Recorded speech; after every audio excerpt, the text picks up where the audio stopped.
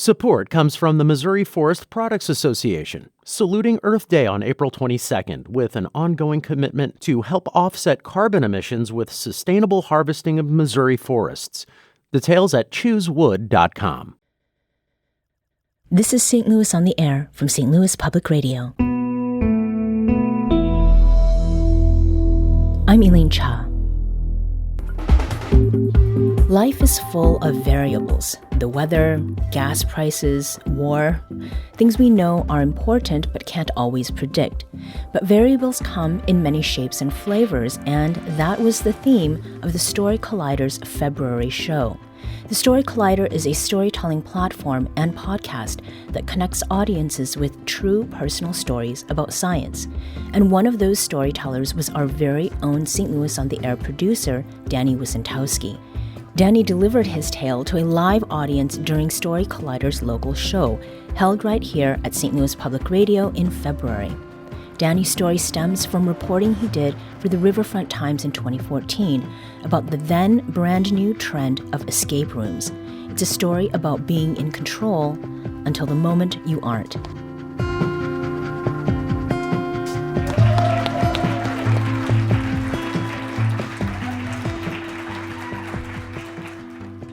It is a dark and stormy night in St. Louis.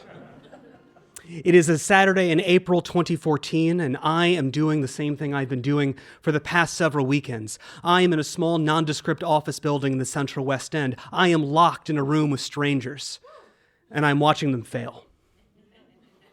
It's an escape room, and as a reporter, it's the first escape room I've ever heard of coming to St. Louis, and that's news. But this story, this escape room, I immediately know what I want to do. I don't want to interview the people who've been in the escape room, and I don't want to even go in the escape room myself. How boring that would be.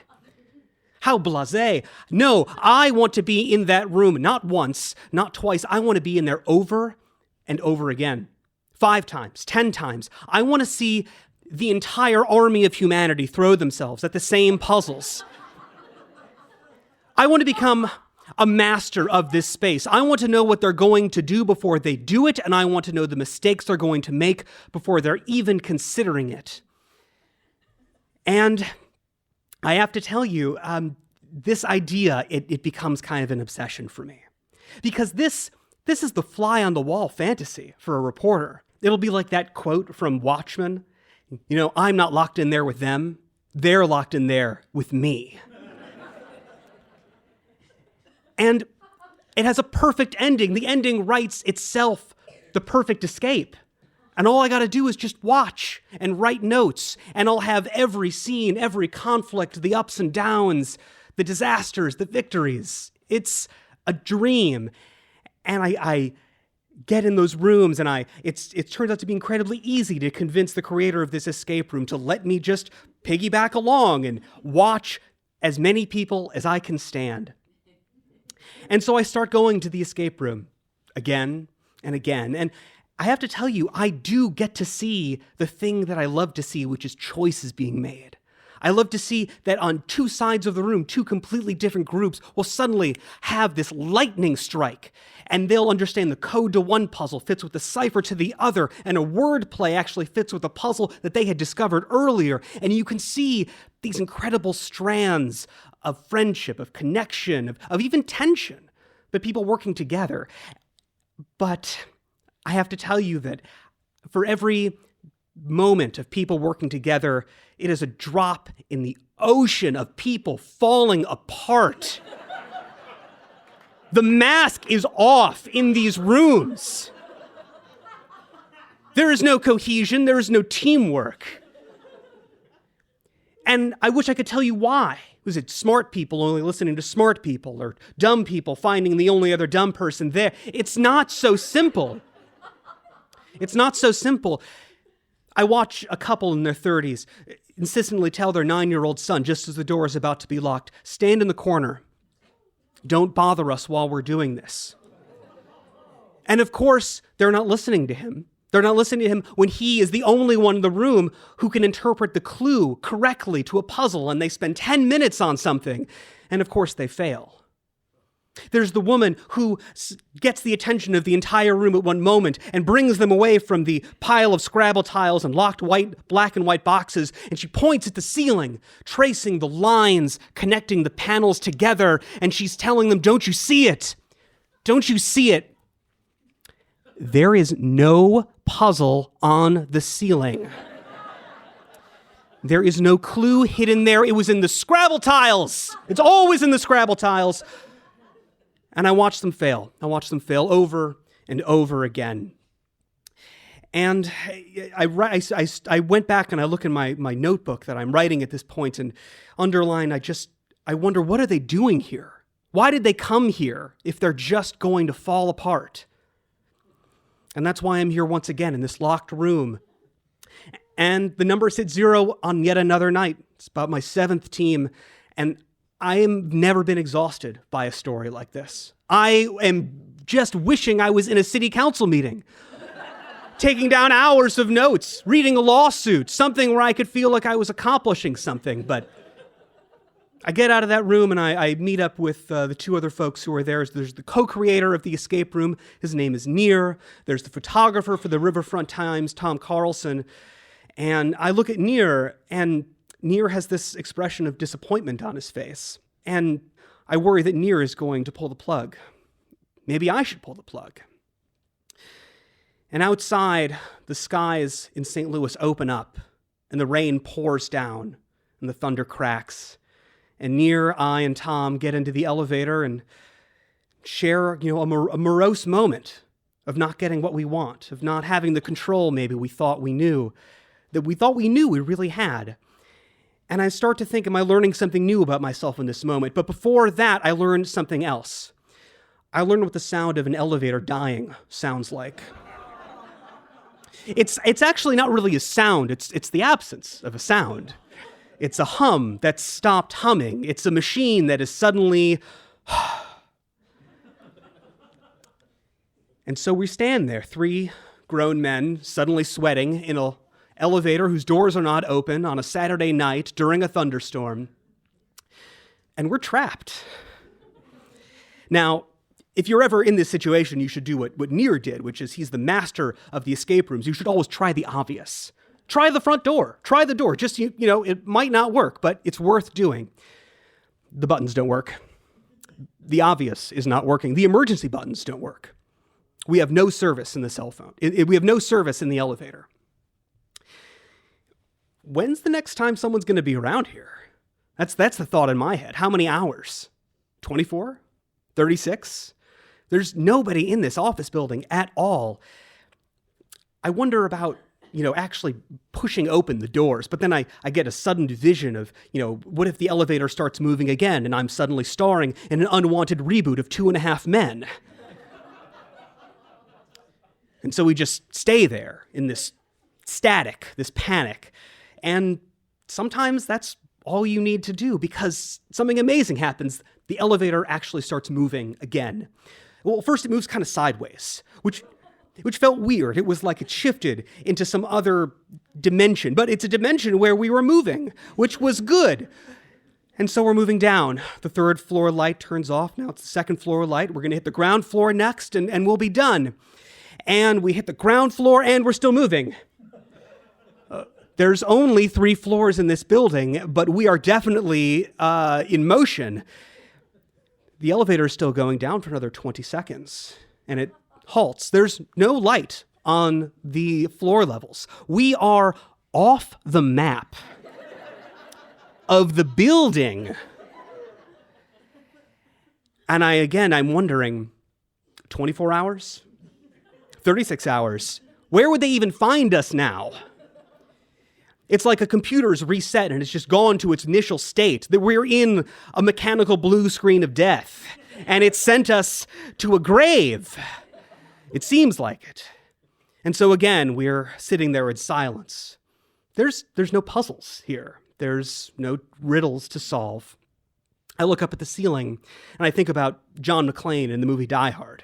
Really any movie with an elevator problem, there's a hatch, right? And so I'm looking up there and I'm trying to follow. Well, there's always a hatch. How do you climb out of there? And after a while, I just feel foolish because there's nothing on the ceiling.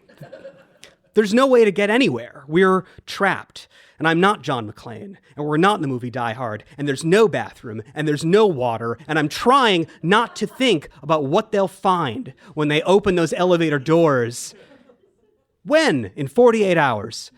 Who knows? And so the tension breaks. I don't even remember having a discussion about this, but suddenly our hands are in the crack of the door, and we are forcing it open to find out where we are.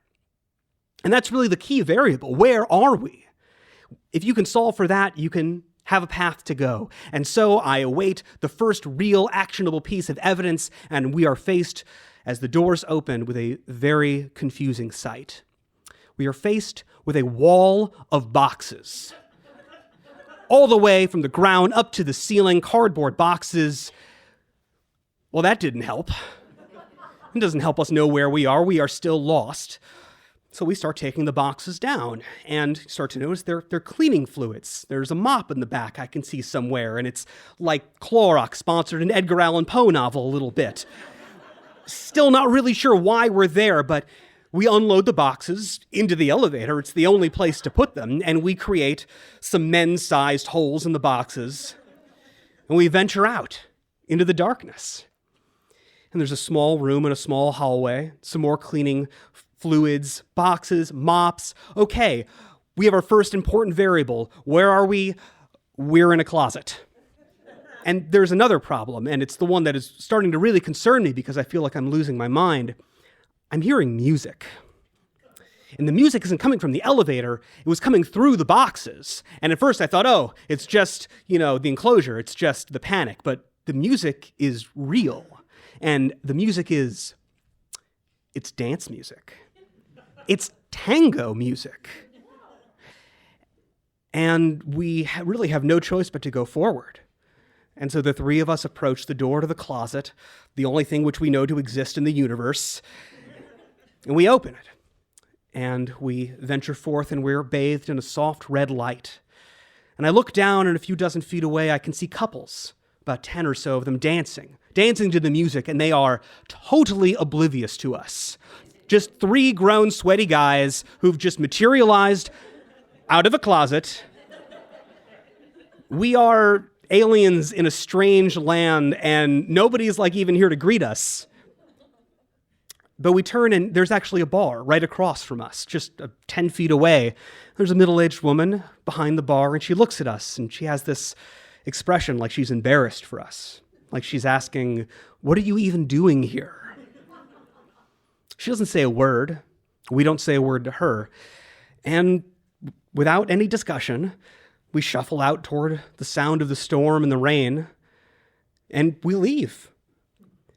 And of course, if you turn around and look at the building, there's no mystery. There's an office building, and next to it, there's a dance studio with a walk-down kind of stairs, and maybe at some point these buildings were connected, and there were some renovations, and things were walled off, and a closet was created, and a floor was erased. We go back to our cars, and I laugh, because how could you not? It was so much, but I go home that night, and I go to work on my story. And a few days later, well, rather, I should say about a week later, with this process continues, this self-torture, going in the room, watching the failure, waiting for an ending that just won't come. But eventually it does. The final team, number 27, we're talking more than 200 people who have burned out on these exact same puzzles. The very last one, a team made of mostly high school wrestling coaches and their significant others.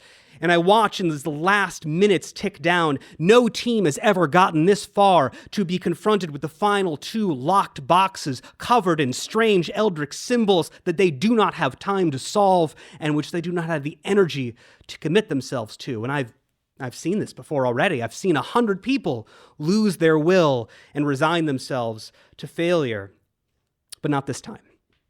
This time, as a wrestling coach hands his girlfriend one of the boxes, something incredible happens, something magical in that moment. The two boxes, as if transported by fate, they pass over each other, just as they were designed and built to, and they align, but not on the outside, on the inside. where the magnets that have been so carefully placed there with the intended result that has yet to come to any fruition, and those magnets kiss and they unlatch. Wow. And the box opens, and there's the key, and there's the woman, the boyfriend, the girlfriend of a high school wrestling coach who has just tried shaking that box like he's hoping it breaks. And there's the key, and they have no idea why. But they're free. They're free, and the door opens, and there's numbers on the clock, and there's been an escape. There's been an ending. Finally. Control is such an alluring thing. Near thought he had built the perfect escape room. And I thought I'd found the perfect story. And somewhere, some engineers thought they had built the perfect elevator. But just because you can see all the pieces doesn't mean that you know what they are, what they mean, where they're placed, what the big picture is, what it looks like outside. Control is really like a locked room, and the only one who can get you out is you. Thank you.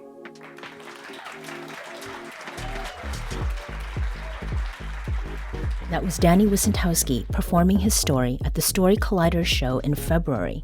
And if you want to hear more true stories about science, here's a bit of good news. The Story Collider will return to St. Louis Public Radio next week at 7 p.m. on Tuesday, April 11th. You can find more info about the event, including tickets, at stlouispublicradio.org/events.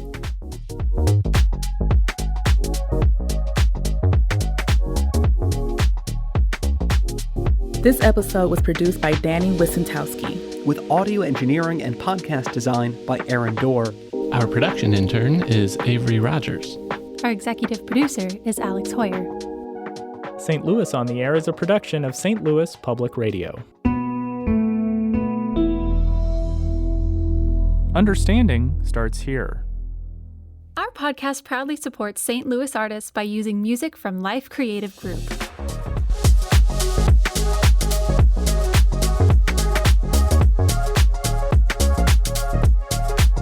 Do you find yourself regularly listening to episodes of St. Louis on the Air? Suggest us to a friend you think might enjoy our conversations, and leave us a review and rating on Apple Podcasts on the App Store. It's the simplest way to help people discover our show. Thank you. St. Louis Public Radio is a member-supported service of the University of Missouri St. Louis.